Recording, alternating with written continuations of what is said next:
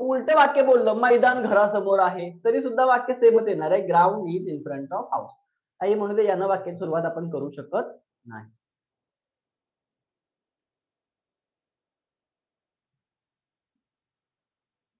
दवाखान्यासमोर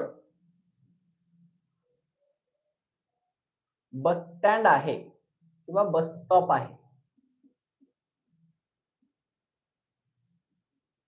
वाक्य कमेंट करून सांगा मला. दवाखान्यासमोर बस स्टॉप आहे.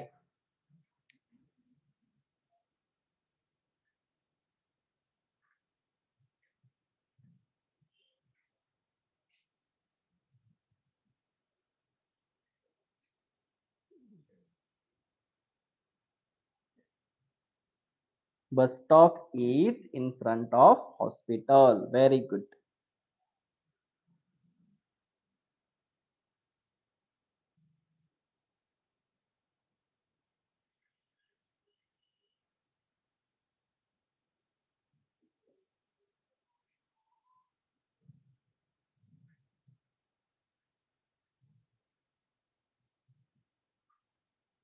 बघा या ठिकाणी मी बाकीचे शब्द लिहिलेले आहेत. बिहाइंड, इन फ्रंट ऑफ, नंतर near, next to, above, below, under. तर हे शब्दांच्या थोड्याशा माहिती आपण घेऊया. जास्त नाही, थोडं समजून घेऊया कसं वापरायचं आहे. समजा इथं हे घर आहे, ठीक आहे, आणि या घराला अगदी चिटकून सरळ रेषेमध्ये एक झाड असेल, पण झाड असू द्यायचं, ठीक आहे. तर हे झाड कुठं आहे? घराच्या जवळ. आपण काय म्हणतोय? House is near the tree किंवा tree is near the house. म्हणजे च्या जवळ, एखादी गोष्ट जवळ आहे, आसपासच्या एरियामध्ये कुठेतरी जवळ असू शकते. पण हे नेक्स्ट टू म्हणजे जवळच असते, जवळ, बाजूला. ह्याच्यात काय संकल्पना आहे? तुम्ही जर सायकली बघितल्या असतील सायकल स्टँड मध्ये किंवा गाड्या पार्क केलेल्या असतात बघा, किंवा जर तुम्ही एखाद्या चाळीमध्ये वगैरे राहत असाल, जसं की मी राहतोय, तर आमच्या शेजारी कसं अशी घर आहेत बघा, एका रेषेला लागूनच. मग हे जे आहेत मिस्टर कोणीतरी पाटील समजायला म्हणूया आपण, मिस्टर पाटील आमच्या बाजूला राहतात, म्हणजे नेक्स्ट टू मी. जवळ नाही म्हणू शकत, कारण ते एकाच लाईन मध्ये एकाच चाळीत राहतात. मग अशा वेळेला नेक्स्ट टू चा वापर केला जातोय.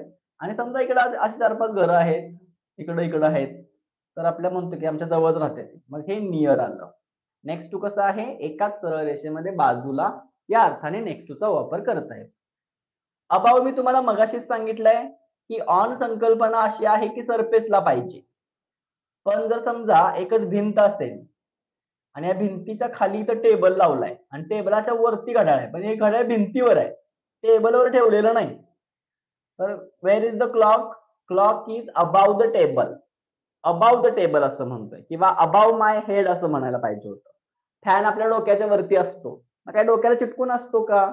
नाही. तर fan is above my head असं आपल्याला म्हणावं लागतं. अंतर सोडून असेल तर अबाव. बिलो काय आहे समजून घ्या. बिलो आणि अंडर मध्ये काय फरक आहे? समजा असा एखादा बॉक्स आहे, हा बॉक्स आहे आणि तुम्ही तो चेंडूवर ठेवलाय.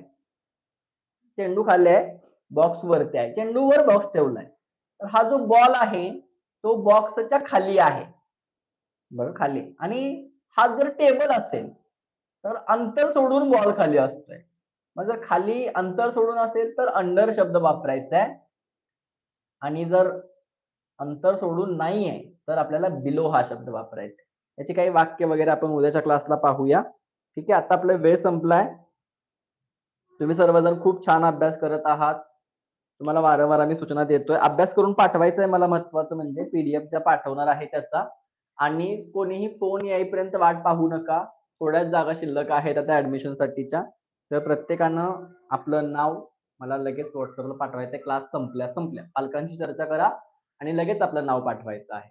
कॉलिंग आम्ही करणारच आहोत तुमच्या अभ्यास संदर्भात वगैरे बोलण्यासाठी, पण त्यासाठी वाट पाहू नका. ठीक आहे. मी सागर सर इथे थांबतो. उद्या भेटूया. तोपर्यंत bye bye. See you tomorrow. Have a nice evening. Good night.